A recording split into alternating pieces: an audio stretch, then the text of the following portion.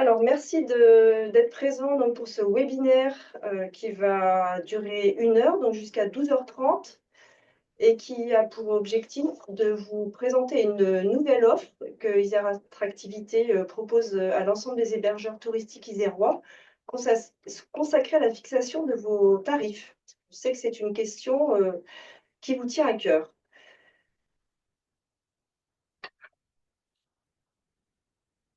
Alors, juste un petit rappel pour ceux ou celles qui ne nous connaissent pas très bien. Donc, l'agence Isère Attractivité, c'est l'agence d'attractivité du département qui est au service d'une double ambition, faire de l'Isère un lieu de vie et de projet et faire rayonner l'Isère dans toute sa diversité. Donc, je vous ai mis bien sûr le replay, on pourra vous l'envoyer. Et donc, à l'adresse isère-attractivité.com, vous trouverez une présentation plus détaillée de nos missions, mais également de notre équipe.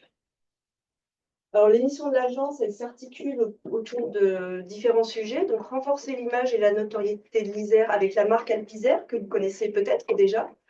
Accompagner les acteurs du territoire, donc les offices de tourisme, mais également les professionnels comme vous aujourd'hui. C'est à ce titre-là qu'on se réunit aujourd'hui. Et partager une vision, celle d'un territoire durable, innovant et accueillant.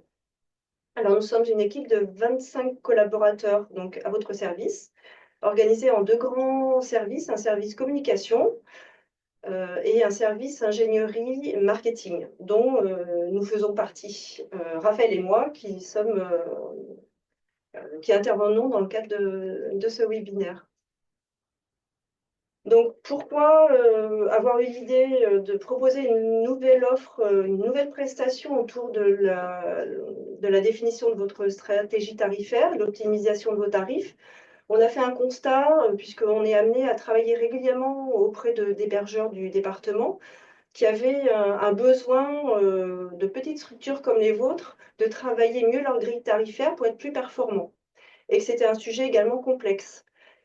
Ça nous a amené à la fin de l'année dernière à organiser un événement, donc plutôt sous forme d'une conférence avec Auvergne-Rhône-Alpes Tourisme autour du sujet comment définir vos tarifs, adopter les bons réflexes, et vous étiez une vingtaine de participants à cette conférence qui avait été d'ailleurs animée par Marie Duprat, que je vais vous présenter rapidement. Donc, suite à cet événement, on a eu envie d'aller plus loin et finalement de vous proposer une prestation individualisée et opérationnelle, puisque la conférence, on est resté sur qui étaient certes très intéressantes, mais c'est difficile de la concrétiser pour chacun d'entre vous. Et sont concernés tous les hébergements touristiques du département, chambres d'hôtes, gîtes, meublés, campings, petits hôtels ou structures assimilées. Et donc, à l'issue de cet événement et d'une réflexion qu'on a eue en interne, on a engagé une consultation auprès de plusieurs prestataires. Et donc, c'est Marie Duprat de l'agence 15 août qui a été retenue pour vous accompagner si c'est une prestation que vous avez envie d'activer. Voilà, pour vous accompagner sur ce sujet-là, de façon concrète, opérationnelle, individualisée et adaptée à vos besoins. Donc, je vais passer la parole à Marie qui va se charger d'animer la suite du webinaire. Alors, je vais faire une petite manip. Oui, oui, oui. Marie, il faut que tu remettes ton son. Oui, si vous m'entendez pas, ça peut être problématique pour la suite. Euh, donc bonjour à tous et à toutes. Je suis ravie de vous retrouver aujourd'hui et de vous voir quand même relativement nombreux pour ce sujet. Donc avant de me présenter, l'objectif de ce webinaire, c'est le premier temps d'un accompagnement qu'on vous détaillera plus en détail à la suite de cette présentation et qui se déroule en 3 temps. Et on a eu l'idée de proposer un webinaire pour déjà vous interroger peut-être sur le sujet, sur vos pratiques aujourd'hui et voir si cet accompagnement vous convient et si vous avez envie d'aller plus loin. Donc pour ceux et celles qui ne me connaissent pas, effectivement, Marie Duprat. Donc moi, je suis basée à Challes-les-Eaux, donc je suis pas très très loin de vous géographiquement, enfin selon que vous vous situez en Isère. Je suis consultante et formatrice et ma spécialité, mon cœur de métier, c'est vraiment d'accompagner les professionnels du tourisme sur les enjeux de développement commercial, de positionnement, de tarification. Et j'interviens à la fois sur des formations du collectif et à la fois en accompagnement individuel. Et puis récemment, j'ai rajouté aussi une corde à mon arc puisque j'ai moi-même développé une activité d'hébergement touristique. Donc, ce que je vous livre là, c'est le fruit de toute cette expérience, à la fois en tant que prestat, à la fois en tant que consultante et que formatrice. Voilà. Donc, aujourd'hui, mon rôle, c'est pas de vous donner une formule toute prête, un tarif prêt à appliquer. Mon approche, ça sera plutôt de vous aider à prendre du recul sur vos pratiques, à vous interroger, sans dire c'est bien ou c'est pas bien, mais qu'est-ce que je fais déjà, qu'est-ce que je peux optimiser, et pour voir aussi qu'est-ce qui se joue derrière vos tarifs, construire des décisions tarifaires qui soient plus claires, peut-être plus rentables et plus faciles à assumer aussi pour vous. Donc, on a un temps assez court, mais on va traverser plusieurs étapes. Donc, d'abord, je vais revenir sur les enjeux de la tarification. En fait, pourquoi le prix n'est pas seulement un chiffre. Et ceux qui étaient déjà à l'atelier m'ont déjà entendu dire ça, mais vraiment, le tarif, ce n'est pas que le prix parce que c'est un levier, entre autres, de rentabilité, de positionnement, de pilotage. Ensuite, nous verrons les erreurs fréquentes, celles qui peuvent coûter cher, même quand l'activité semble bien fonctionner. Et quand je dis erreur, c'est encore une fois peut-être des mauvais ajustements, peut-être des actions ou des leviers à activer. Et je vous présenterai aussi les 5 grands principes qui, à cette étape, sont importants pour construire une tarification plus solide. Et puis, ça va vous aussi vous dévoiler petit à petit, en fait, les points qu'on va aborder lors de l'accompagnement individuel. Donc ensuite, on continuera sur la présentation du parcours. Et bien sûr, il y aura un temps d'échange, questions-réponses, s'il y a des choses à éclaircir. Première question, et Cécile, est-ce que tu peux lancer le sondage? C'est pour vous situer. Aujourd'hui, en un mot, quelle est votre principale difficulté tarifaire? Alors, ça pourrait être toutes les propositions qui vont être lancées dans le sondage, mais est-ce que vous êtes là aujourd'hui? Est-ce que vous vous interrogez sur vos tarifs parce que vous avez le sentiment que vos prix sont trop bas, mais vous ne savez pas si et comment vous pourriez augmenter, dans quelle mesure? Est-ce que c'est la concurrence qui vous met une pression plus forte? Est-ce que vous avez du monde, mais vous sentez quand même que la rentabilité pourrait être optimisée? Voilà, vous pouvez donc cliquer directement sur le sondage qui apparaît dans la fenêtre Zoom. Et cette question-là, cette première question, elle est importante parce que il peut y avoir effectivement des réalités très différentes, très contrastées, pardon. Et pour certains, le sujet, ça va être peut-être d'ajuster un prix pour une nuitée si vous êtes hébergeur touristique. Pour d'autres, ça sera effectivement de voir si il y a, si c'est, enfin, qu'est-ce qu'il faut interroger? Est-ce que c'est votre prix plancher? Est-ce que c'est votre visibilité, etc. Mais quoi qu'il en soit, le fond de cette question reste le même, je crois, pour tous, c'est est-ce que mon prix est rentable? Est-ce qu'il est lisible? Est-ce qu'il est cohérent avec ma valeur? Et est-ce qu'il est acceptable pour ma clientèle?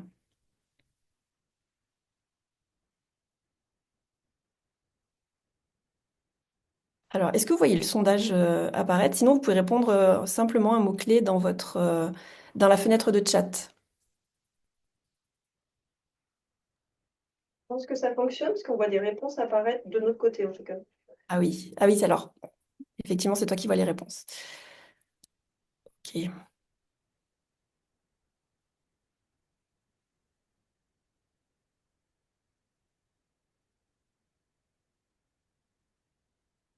On a 12 participants qui ont répondu pour le moment. Est-ce que tu peux afficher les résultats pour voir un peu la tendance, s'il te plaît? Alors, Ça va falloir que tu mettes ça. donc je pense que je mets fin au sondage. Oui. Attends, Ça monte encore. Ça monte encore. Ça monte Ah encore. oui. Oui, C'est bon.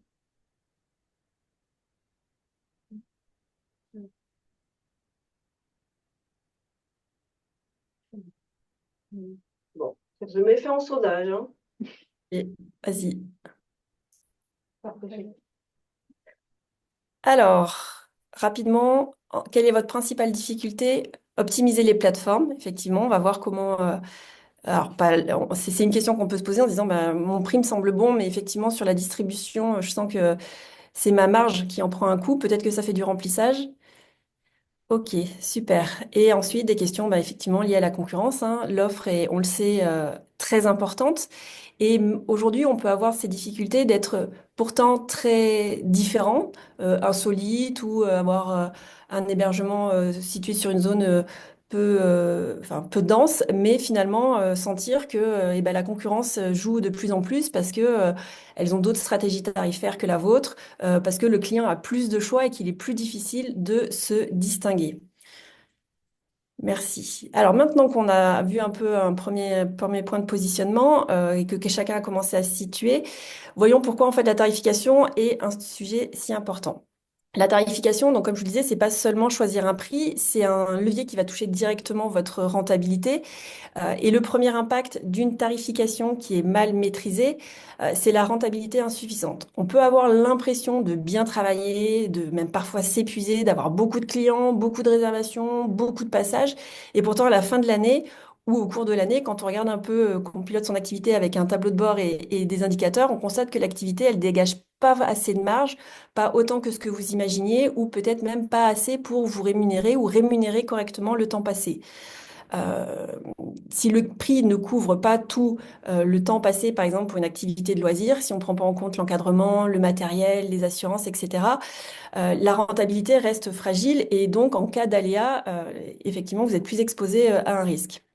De même, la manière dont un hébergement peut être rempli, il peut être bien rempli, mais vendu trop bas. Donc c'est pour ça que quand on analyse, et on le verra tout à l'heure, on ne se contente pas simplement de quelques indicateurs qui sont le taux d'occupation et le chiffre d'affaires, mais on va les décortiquer un petit peu plus. Le deuxième impact, eh bien, qui découle du premier, c'est une mauvaise optimisation de votre remplissage ou de votre capacité d'accueil. Selon votre activité, là je crois qu'on a essentiellement des hébergeurs, mais cette réflexion s'applique à tout type d'activité touristique. La capacité, ça peut être un nombre de chambres, un nombre de couverts pour un restaurant, un nombre de participants pour une activité touristique. Donc là, ce qu'on voit bien, c'est que l'enjeu, c'est pas uniquement de remplir, mais c'est de remplir évidemment au bon prix. Le troisième impact, et peut-être que c'est ce que vous vouliez exprimer dans le sondage pour ceux et celles qui ont répondu par rapport à l'optimisation des plateformes, c'est qu'il peut y avoir aussi parfois une incohérence entre les canaux de distribution, des différences de tarifs entre les canaux de distribution. Et si vos prix ne sont pas pensés de manière globale entre la vente directe, les plateformes, les revendeurs, les distributeurs, selon comment est intégrée la commission, et ben en fait, celle-ci, elle peut effectivement beaucoup, plus ou moins beaucoup, grignoter votre marge. Et enfin, et là, moi, je pense que c'est un des enjeux majeurs, c'est qu'une tarification mal maîtrisée, eh ben, ça va brouiller votre positionnement et vous rendre à la fois moins visible auprès de vos clients et surtout peut-être moins compréhensible, moins désirable. Donc, par exemple, un prix trop bas, eh ben, ça va donner une impression de qualité moyenne, même si votre prestation, elle est très bonne et qu'en fait, elle est juste pas assez valorisée. Et à l'inverse, un prix qui pourrait paraître a priori trop élevé et sans élément de visibilité pour le client, pour justifier que vous valez plus qu'un autre avec lequel il est en train de vous comparer, eh ben, ça va potentiellement freiner votre achat. Donc, j'ai identifié 6 erreurs qui, à mon avis, vous coûtent cher. La première, effectivement, c'est de fixer ses prix une fois par an. C'est les fameux prix gravés dans le marbre et puis ne plus y toucher. Donc, on veut souvent une grille stable, ça je comprends l'origine de cette habitude. C'est simple, il n'y a pas de changement, c'est facile à communiquer, mais c'est occulter que lui, le marché bouge. Il peut y avoir un événement local, on le sait, hein, de plus en plus, la météo, elle a un impact fort et les clients ont tendance aussi à vouloir de plus en plus de flexibilité et à se décider en dernière minute pour une grande partie d'entre eux. On sait aussi que cet été, c'est un phénomène un peu particulier qui est on va dire, la rencontre de plusieurs événements qui font que peut-être que vos réservations, elles ne vont pas aussi vite ou elles ne se comportent, enfin, votre carnet de commandes ne ressemble pas à celui de l'année dernière. Donc, il peut y avoir voilà, tous ces événements-là, un événement local, une nouvelle offre concurrente avec des prix très agressifs, ou tout simplement le marché qui est en train de se reconfigurer, comme je vous le disais notamment, avec des nouvelles habitudes de réservation que je vais aussi aborder tout à l'heure. Donc, la deuxième erreur, eh bien, c'est de ne pas connaître son prix plancher. C'est-à-dire que le prix plancher, c'est le prix minimum en dessous duquel la prestation devient peu ou pas rentable. Et sans ce chiffre, on peut en vendre beaucoup, mais on peut finalement mal vendre et rater des opportunités d'optimiser sa rentabilité. Une nuitée, un atelier, une visite peuvent sembler intéressants commercialement, mais vous faire perdre de l'argent une fois que effectivement on a intégré le temps passé, le matériel, les consommables, etc. Et souvent, le prix plancher, dans le meilleur des cas, on s'interroge sur son prix plancher en phase de lancement, de création, quand on fait un business prévisionnel, un business plan prévisionnel. Mais souvent, c'est un peu l'indicateur qu'on oublie de réinterroger, d'actualiser d'une année sur l'autre ou d'une saison sur l'autre pour voir quel est l'impact en fait de soit une augmentation de charge, soit un recul de la fréquentation sur votre prix plancher.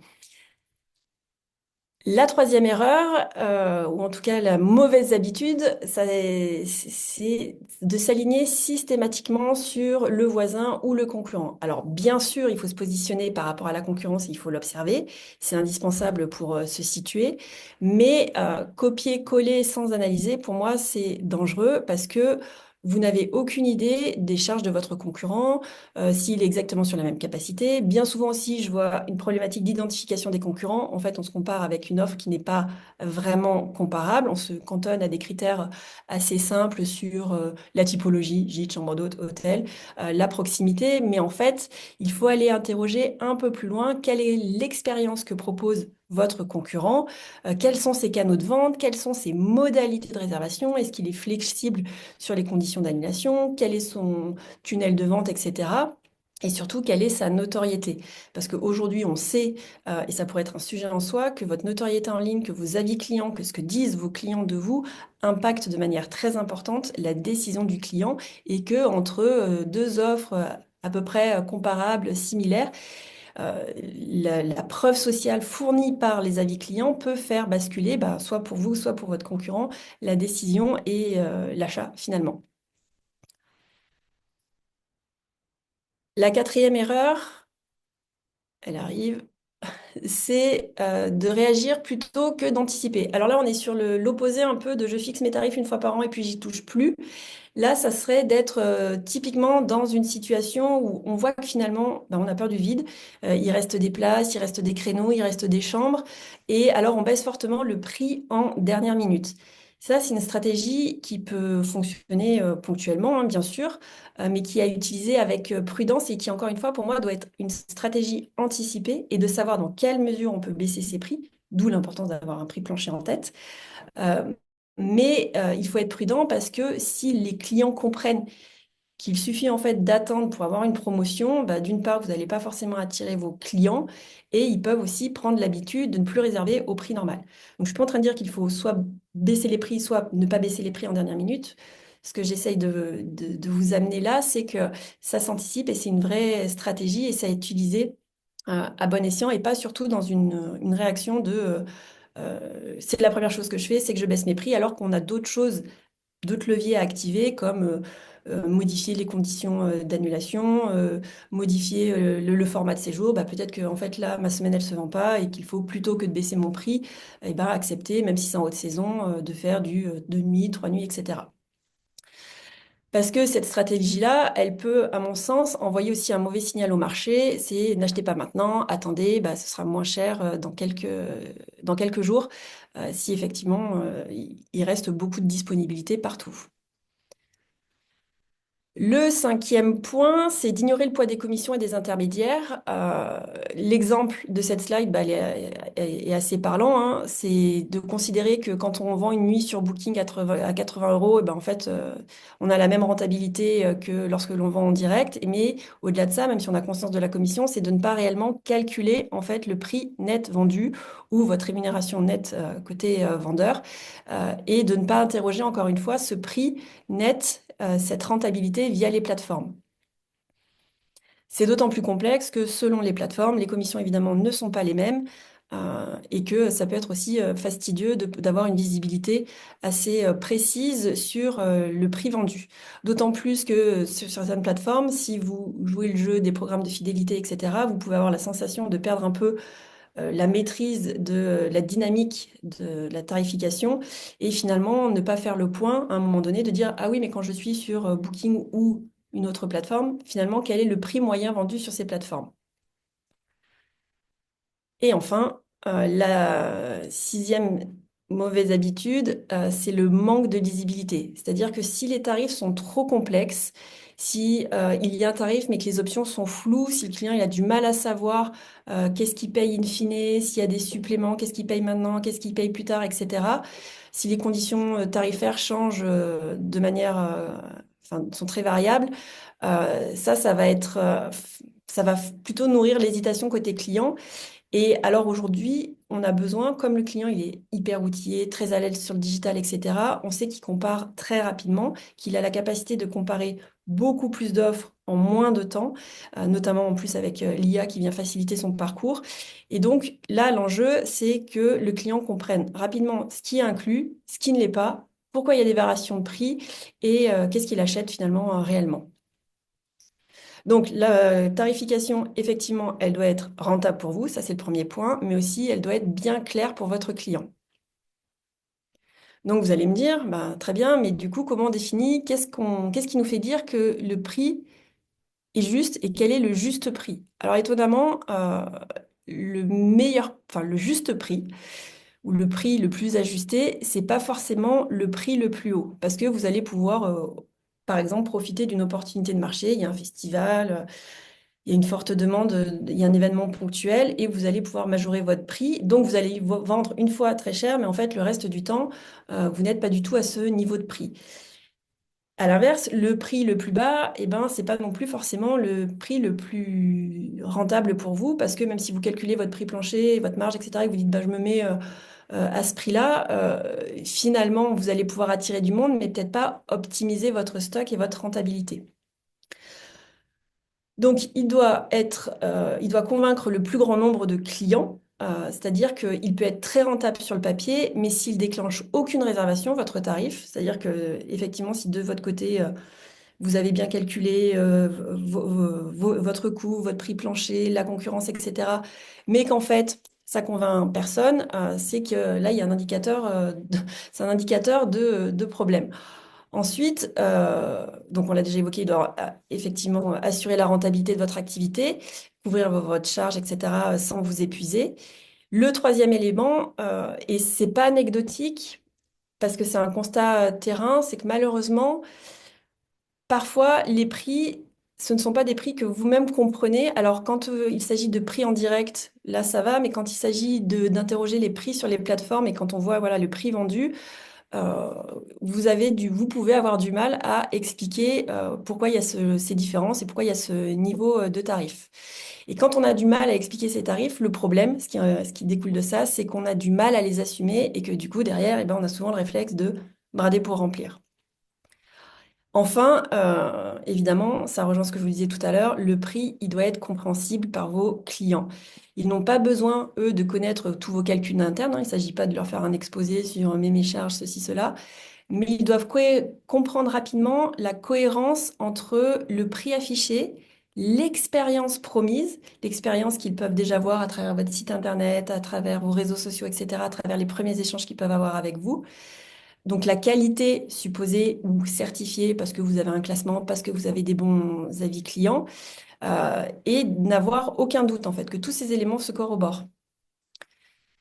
Mais si rien ne distingue clairement eh bien, votre expérience de celle de vos concurrents, eh ben, le prix, c'est que vous allez être simplement comparé sur le prix et le tarif et ça va pas être forcément en votre faveur. Voilà. On va maintenant entrer dans le détail de grands principes à ce stade. Donc, ces grands principes, je les détaillerai pas plus aujourd'hui, mais pour vous dire que ma proposition, c'est vraiment de vous interroger sur est-ce que vous avez déjà, bah là par exemple, identifié votre prix plancher. Vous vous interrogez, vous positionnez, et puis déjà peut-être vous donner des pistes pour aller explorer un petit peu plus loin.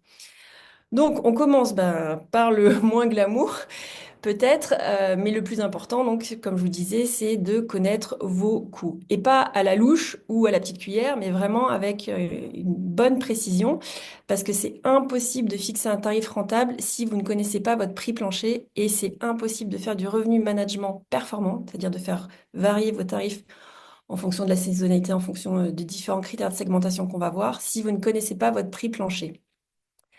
Donc, ce n'est pas le prix que vous allez afficher, hein, c'est votre base de sécurité. C'est, pour le dire peut-être de manière plus simple, c'est le prix, en tout cas le niveau de prix en dessous duquel vous savez que la prestation fragilise votre rentabilité. Et la formule là qui est présentée sur cette slide, elle peut s'adapter bien sûr à tout type d'activité, que ce soit pour des hébergements touristiques, des activités, etc. La formule, elle est simple. Alors, notamment si vous êtes déjà en activité, vous avez des données fiables, vous avez de l'historique, et donc vous pouvez calculer sur les années passées exactement votre prix plancher. Quand vous êtes en réajustement, en redéfinition de votre tarif ou en lancement, là, on est plutôt sur une base d'estimation de votre remplissage, mais la logique reste la même. Donc la formule, elle est simple en fait, c'est que vous prenez, enfin simple, vous prenez toutes vos charges fixes et variables annuelles, mais dans le détail, et puis on divise par le nombre de nuitées vendues ou d'unités que vous vendez. Le nombre de nuitées, le nombre de visites, etc. Le nombre de participants si vous organisez des visites ou des activités. Et ça vous donne le coût, en fait, ce que vous coûte une activité, une unité, une nuitée. Donc l'exemple sur la slide, il est assez simple, hein. Pour 18 000 euros de charge divisé par 200 unités potentielles, eh ben, cela donne 90 euros de coût par nuitée.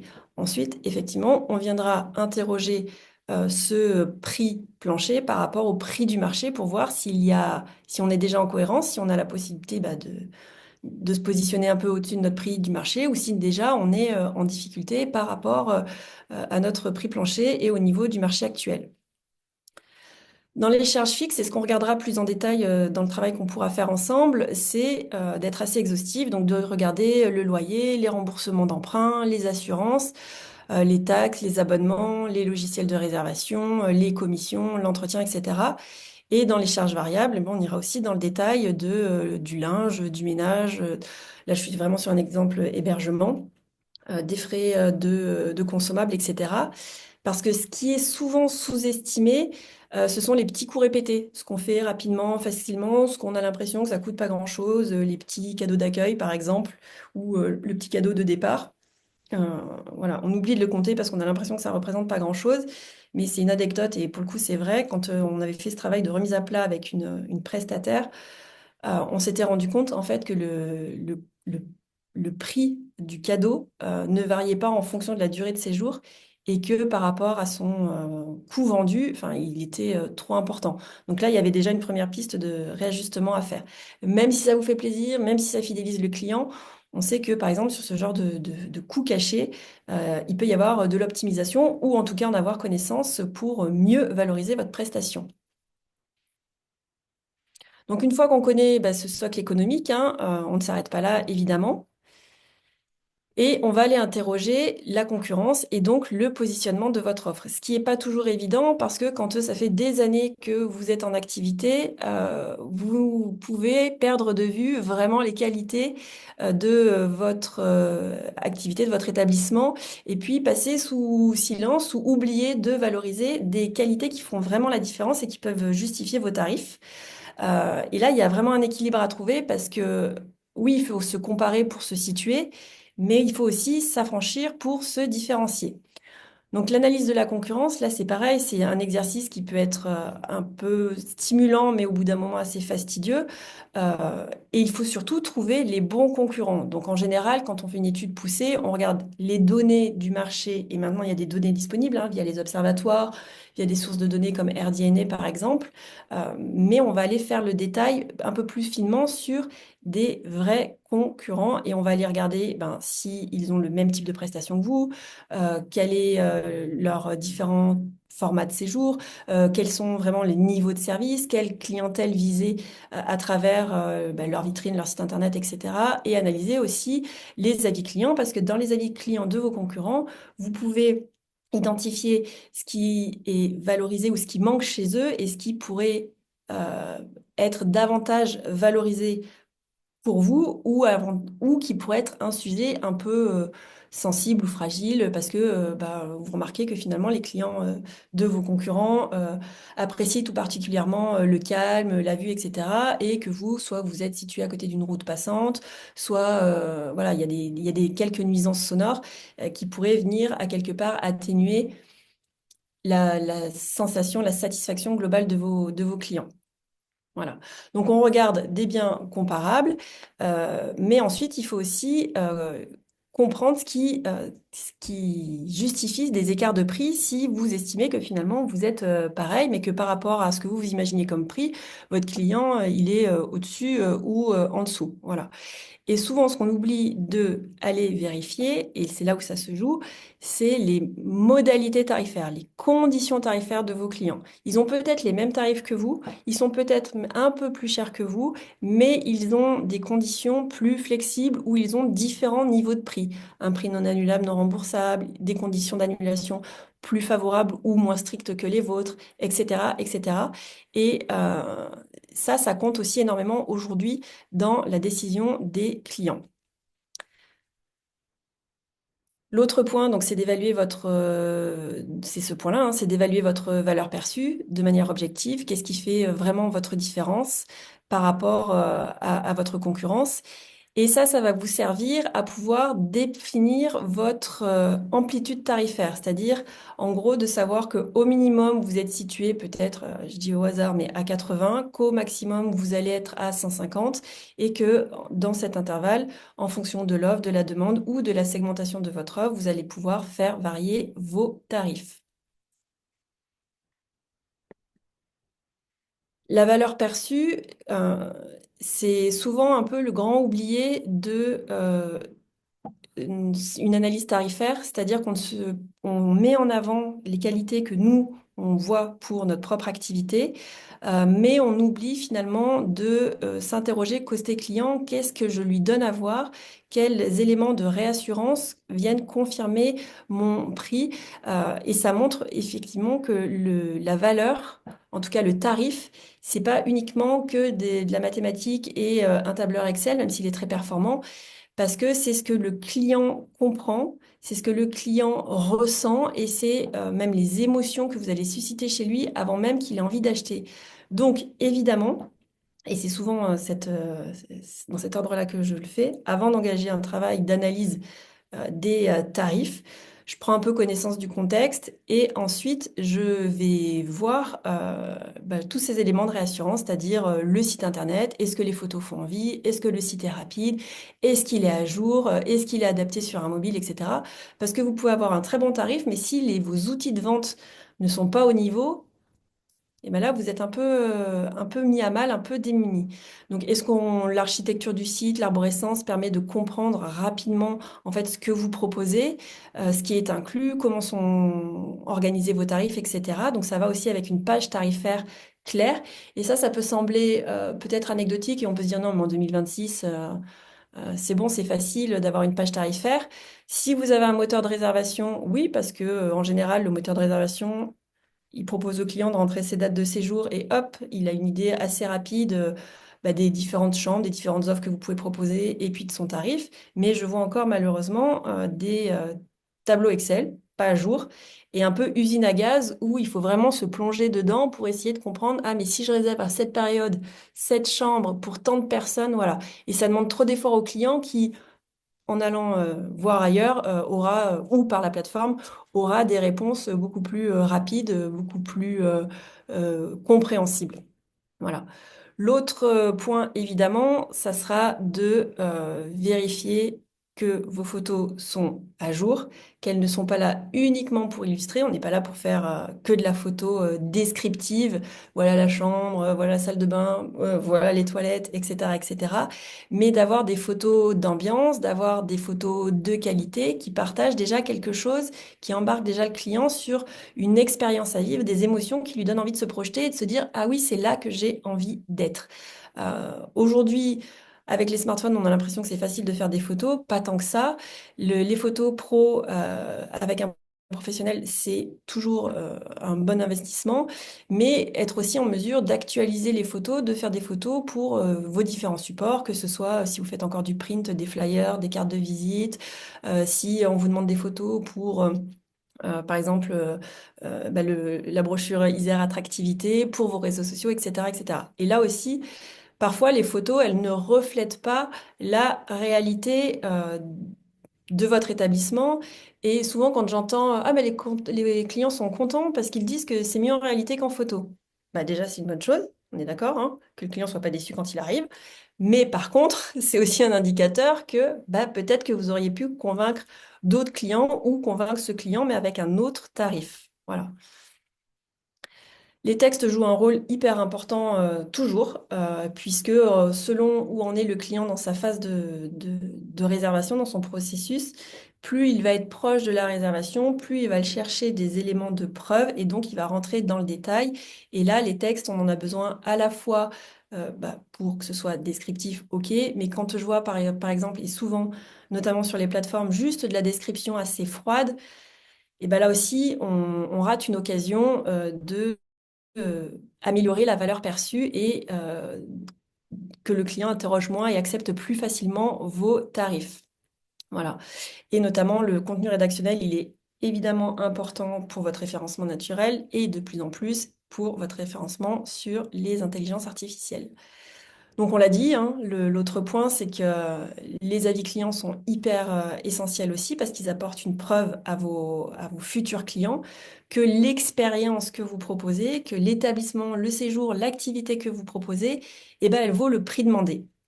Et un avis, c'est un avis qui est à la fois détaillé, qui souvent parle de la qualité de l'accueil, parle du confort, parle du souvenir, parle d'une anecdote, etc. Et ça, le nombre d'avis, c'est une chose, les notes que vous avez, c'est important, mais c'est surtout aussi le détail de ce que décrivent les clients et votre façon de répondre. Et quand là aussi, je vois parfois des établissements qui heureusement bénéficient de bons avis, mais ne prennent pas le temps de répondre, ne nourrissent pas ce lien post-séjour. Je me dis c'est dommage parce que là aussi on rate une occasion de soutenir le positionnement et d'incarner l'hospitalité.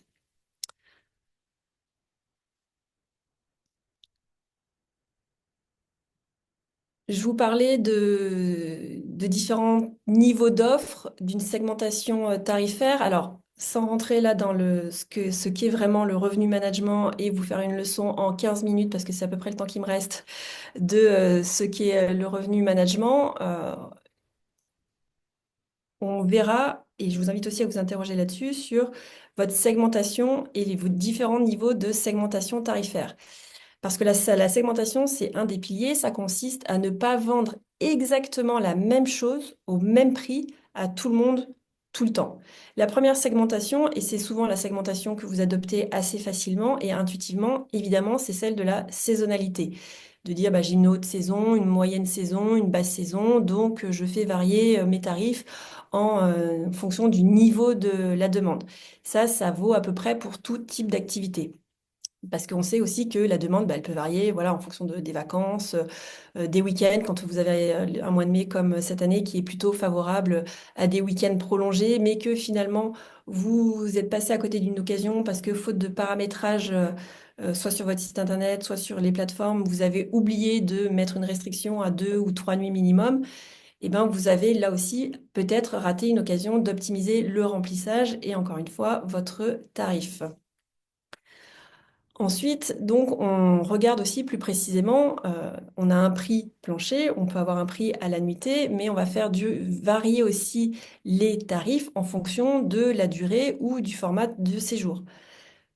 Plus précisément, par exemple, une prestation courte, une demi-journée, une journée complète, un week-end, une semaine, eh bien, ça va pas être tarifé de la même manière. Souvent, ce qu'on applique, c'est un prix un peu plus élevé pour les courts séjours et une dégressivité en fonction de la durée à partir de 6 ou de 7 nuits, etc. C'est une chose qu'elle soit mise en place, ça c'est hyper important, mais parfois le niveau de dégressivité est pas tout à fait ajusté et là aussi il peut être interrogé pour voir si il est optimum.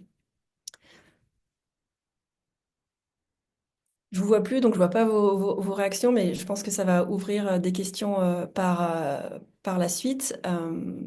Sur les autres types de segmentation, il y a aussi les modalités tarifaires. Et ça, encore une fois, enfin, c'est vraiment très important et ça fait la différence aujourd'hui. Enfin, ça pèse vraiment beaucoup dans la décision du client. C'est de proposer, par exemple, soit une assurance annulation, des tarifs annulables, des tarifs non remboursables. Ça vous permet aussi de segmenter, d'avoir différents niveaux de prix que je vais vous illustrer juste après. Et ça permet aussi de parler à différents types de clients, ceux qui sont plus sensibles au prix et qui veulent la sécurité, ceux qui sont un peu moins sensibles au prix mais qui veulent plus de flexibilité. Et chaque modalité de réservation, en fait, va apporter plus de valeur ou plus de contraintes selon comment elle est paramétrée. Et ça, jusqu'à maintenant, enfin, c'est des choses qui étaient un peu, comment dire, euh, laissées de côté en disant, bah, moi, j'ai une saisonnalité et je fais varier aussi en fonction de la durée de séjour. Et on oubliait ou on ne s'intéressait pas encore aux modalités de réservation et à toutes les conditions tarifaires. Voilà. Et évidemment, si vous êtes sur des plateformes, vous l'aurez remarqué, plus vous êtes rigide, plus vous êtes pénalisé en termes, enfin, les algorithmes vous pénalisent et vous êtes moins visible, moins souvent peut-être en haut de liste quand vous êtes sur des plateformes. Voilà. Donc, et enfin, le dernier point, enfin l'avant-dernier point, c'est aussi donc on l'a vu, hein, de pouvoir interroger aussi votre segmentation selon les différents canaux de réservation. Euh, Parfois, on oublie de mettre un prix en direct plus compétitif, plus attractif, plus avantageux, ou alors il est là, mais il n'est pas tellement évident parce qu'en fait, la différence de tarif, elle est pas si évidente pour le client ou elle n'est pas tellement attractive parce que, en fait, les conditions de réservation, il n'y a pas de flexibilité, il n'y a pas de possibilité de reporter, d'annuler, etc.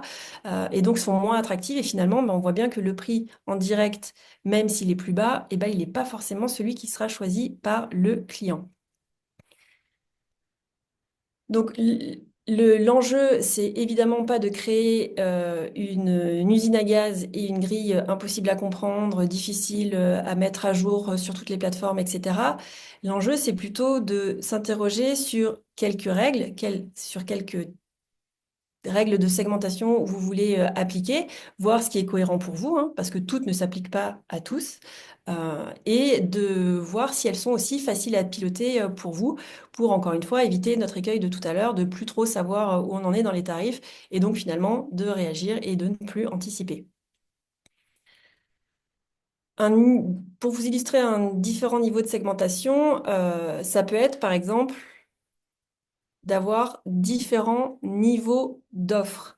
Alors, selon votre type d'activité, c'est plus ou moins intuitif. Mais par exemple, classiquement, euh, dans l'hôtellerie, ça va être la chambre plus le petit déjeuner inclus, ou la différence de prix entre la chambre qui fait 25 mètres carrés et qui a une vue dégagée sur les paysages, la montagne, etc., et une chambre peut-être plus petite avec une douche et qui a une vue un peu moins séduisante. Et ce genre de segmentation, c'est tout à fait et de plus en plus transposable à d'autres types d'hébergements, chambres d'hôtes ou gîtes. En fait, c'est vraiment l'idée de sortir d'une logique de prix unique pour pouvoir proposer différents niveaux d'expérience. Alors, ça ne s'applique pas forcément à tous tout le temps, mais là, je vais vous donner quelques exemples. On peut imaginer par exemple une offre essentielle.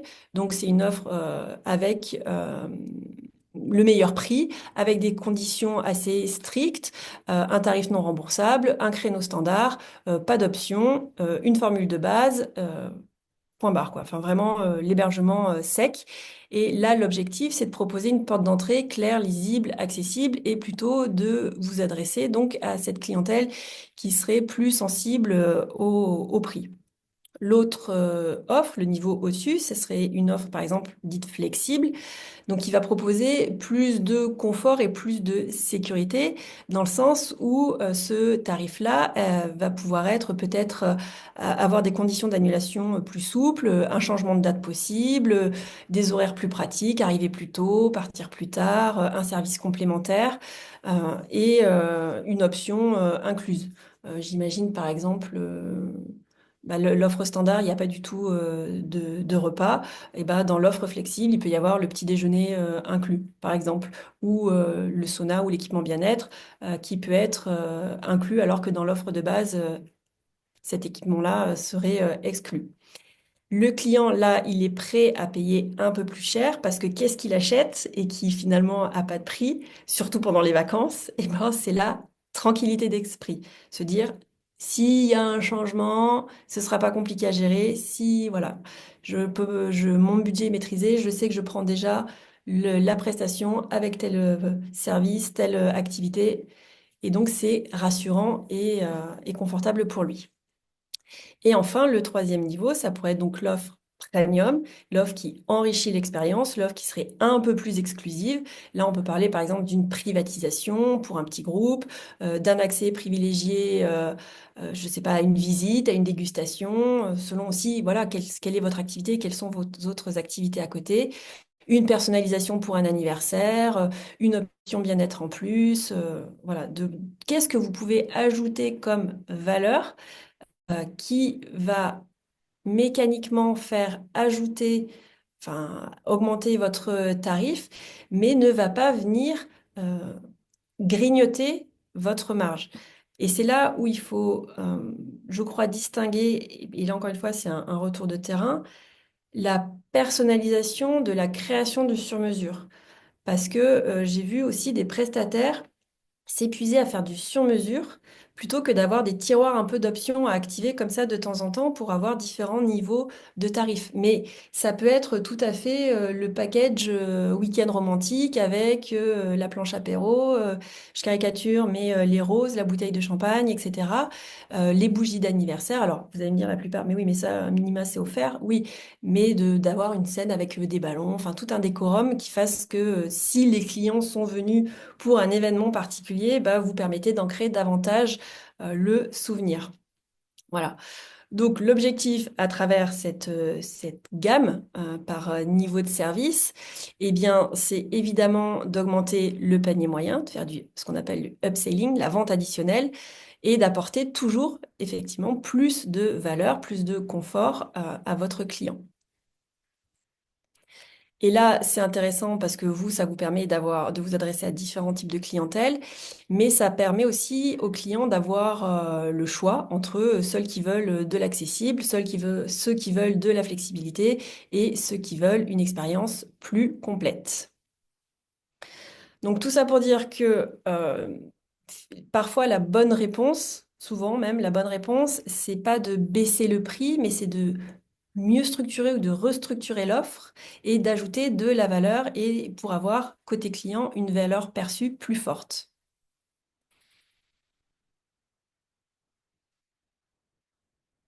Et enfin, là je vous en cite quelques-uns, mais il y en aura bien d'autres et en fonction aussi des données que vous avez et de votre type d'activité. Une bonne politique tarifaire, pour moi, ça ne se limite pas, comme je vous l'ai dit, à fixer un prix, à le faire éventuellement varier en fonction de la saison, etc. Mais s'il n'y a pas d'indicateur de performance, s'il n'y a pas de mesure de l'efficacité de vos actions quand vous changez, par exemple, un format de séjour, quand vous changez, vous faites une promo, etc., ou quand vous lancez une nouvelle offre, eh ben, c'est difficile de pouvoir savoir vraiment l'efficacité et si vous êtes en train d'optimiser votre stratégie tarifaire. Donc là, je vous ai juste présenté trois indicateurs qui sont clés. Alors évidemment, le premier qu'on suit assez facilement, c'est le taux d'occupation ou le taux de remplissage hein, selon le type de votre activité. Donc, grosso modo, hein, c'est le nombre de places, de nuitées vendues, de couverts servis, etc., par rapport à votre capacité disponible. Donc ça va nous parler de la performance de remplissage. Mais encore une fois, ça n'est pas un indicateur en soi parce que vous pouvez avoir 80% de remplissage parce que vous avez des prix finalement trop bas et pas assez ajustés par rapport à l'expérience que vous proposez. L'autre point, l'autre indicateur, c'est souvent aussi calculer peut-être de temps en temps, voire à la louche ou à la cuillère à soupe. Mais là, ce que j'aimerais pouvoir analyser si on continue, et ce que je vous invite à faire, c'est de regarder le tarif moyen vendu ou en gros le panier moyen de vos clients. Parce que si finalement vous vous rendez compte que c'est vos prix remisés qui fonctionnent le mieux, c'est vos formules promo, c'est voilà, c'est les prix en dernière minute, etc., qui marchent le mieux, et ben ça peut donner aussi une indication sur est-ce que le tarif est finalement ajusté par rapport à mon prévisionnel et par rapport à la concurrence. Donc ça, c'est important d'avoir cette analyse du tarif moyen parce que c'est ce que vous encaissez réellement en moyenne pour chaque vente, pour chaque client accueilli. Et on va venir l'interroger par rapport au prix affiché pour voir si bah, vous en êtes loin ou si globalement, non, les tarifs sont ajustés et le tarif moyen est souvent ou toujours proche de votre tarif vendu. Et enfin, le dernier indicateur clé, alors c'est peut-être un peu du jargon de marketeur, mais c'est important de le connaître, c'est le revenu qui est généré par capacité disponible. Dans l'hébergement, là, on parle vraiment du revenu par nuitée disponible. Dans d'autres activités, on va adapter la logique et on va traduire ça par exemple par le revenu généré pour chaque place ou pour chaque créneau disponible. Donc, par exemple, vous avez vendu pour 15 000 euros 200 nuitées et vous aviez 200 nuitées disponibles, pardon. Donc, en fait, chaque nuitée que vous avez proposée à la vente vous a généré 75 euros de revenus. Et là encore, on va voir si par rapport à votre prix normal, prix moyen, où est-ce qu'on se situe. Voilà, c'est deux choses à distinguer entre le prix pour les nuitées disponibles et le prix moyen vendu pour les nuitées qui ont été effectivement consommées. Donc, mon objectif, c'est pas de vous inciter à suivre 25 indicateurs, encore une fois, hein, c'est d'en choisir quelques-uns, ceux qui vous parlent le plus, ceux qui révèlent le plus la performance de votre activité, et surtout que vous soyez à l'aise pour les regarder régulièrement et pour pouvoir les ajuster. Je vais conclure là et puis je te repasserai la parole, Cécile, pour détailler les modalités de l'accompagnement. Ça te va? J'ai encore 2 minutes? Oui, il est 12h27. Bon, on Ok. a commencé un petit peu en retard, donc on se donne quelques minutes de rame, mais oui, oui, on fait comme ça, oui. Ok. Donc pour conclure, si vous repartez avec 4 idées, avec ces 4 idées, voilà, je pense que vous n'aurez pas perdu votre temps ce matin. Donc, je l'ai redit, hein, mais la répétition fixe la notion. Vraiment, la première chose à faire, c'est de connaître votre coût, parce que ça, c'est le point de départ incontournable. Ensuite, avec cette base-là, vous pourrez vraiment ajuster et aller sur l'autre point important qui est de moduler vos tarifs en fonction de la saisonnalité, en fonction des formats, en fonction des canaux, en fonction de conditions de réservation, en fonction du type de clientèle. Mais là, vous avez des leviers qui sont facilement actionnables. La troisième idée, alors il n'y a pas d'ordre de priorité ou de chronologie. Elles sont toutes au même niveau. C'est vraiment de réinterroger votre offre et de revaloriser votre offre. J'ai pas dit survendre, surenchérir, mais c'est de reposer un regard objectif entre ce que proposent vos concurrents et ce que vous proposez, ce que disent vos clients, qu'est-ce que vous oubliez de mettre en avant et qui viennent, encore une fois, justifier, soutenir vos prix et convaincre le client. Voilà. Parce que vos prix communiquent quelque chose, mais si vous avez investi du temps, de l'énergie, de l'argent, et que votre activité, finalement, elle ne reflète pas tout ça, enfin, votre vitrine ne reflète pas tout ça, effectivement, là, vous n'activez pas un des leviers forts. Et enfin, évidemment, le dernier point, c'est de vous faire accompagner parce que si vous sentez que le sujet est difficile à traiter seul, que vous avez besoin un peu d'un regard extérieur, d'une méthode pour avancer un peu plus dans le détail et d'échéance, ça vous permettra de passer du constat que, ah oui, je sais ce qu'il faut que je fasse, je sais ce qu'il faudrait que je fasse, à je prends les choses en main et je sais quoi changer, comment, pourquoi et dans quel ordre. Voilà.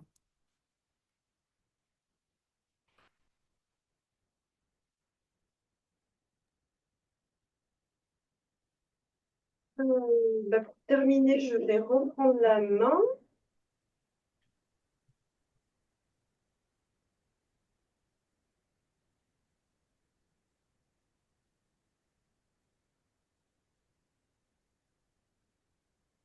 Alors, je vais passer sur ces slides rapidement, puisque merci Marie pour ta présentation déjà très détaillée, qui est tout de même allée très loin. Et comme tu l'as dit, je pense que toutes celles qui ont assisté au webinaire n'auront pas perdu leur heure ce matin.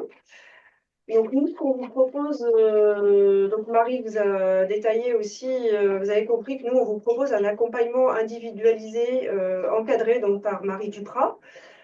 Alors, de façon très pragmatique, donc c'est un accompagnement organisé en 3 étapes, en 3 rendez-vous avec Marie. Donc, une première étape de recueil de besoins, de diagnostic de ce que vous voulez vous mettre en place. Donc, sur un rendez-vous plutôt en visio entre 45 minutes et 1 heure, qui sera suivi d'une séance de travail. Donc, c'est vraiment le cœur de l'accompagnement d'une demi-journée environ, où là, on vous propose non pas d'être en visio, mais d'être en présentiel dans nos locaux au Zento à Grenoble, pour faciliter également vos échanges. Et puis, un troisième rendez-vous qui est plutôt un rendez-vous de suivi et d'ajustement. L'idée, c'est de vous proposer cet accompagnement sur une durée de 2 à 3 mois, qui vous laisse le temps, vous, à l'issue notamment du premier rendez-vous, de fournir à Marie les documents dont vous aurez besoin pour la séance de travail, et puis de voir éventuellement comment les choses évoluent une fois que vous aurez mis en place votre nouvelle grille tarifaire. Donc ces rendez-vous, ils seront à définir entre vous et Marie Duprat. À partir, voilà, vous pourrez activer cette prestation dès que vous aurez trouvé, voilà, vos calendriers coïncideront entre Marie et vous. Donc des rendez-vous en visio et en présentiel. Et cet accompagnement, il a un coût TTC de 900 euros et en fait, on intervient à hauteur de 50%. C'est-à-dire que l'agence César Attractivité prend 50% de cette prestation sous forme d'une refacturation auprès de chacun d'entre vous qui activera cet accompagnement. Et alors, sur l'année 2026, nous, on a budgété 3 accompagnements possibles, donc 3 hébergeurs qui pourront être accompagnés par Marie, et 6 en 2027 et 6 en 2028. Voilà, c'est l'enveloppe budgétaire qu'on s'est donnée pour le moment. Cécile, est-ce que tu peux revenir juste sur la slide d'avant, peut-être pour préciser un peu comment se passe l'accompagnement je voudrais juste repréciser un point.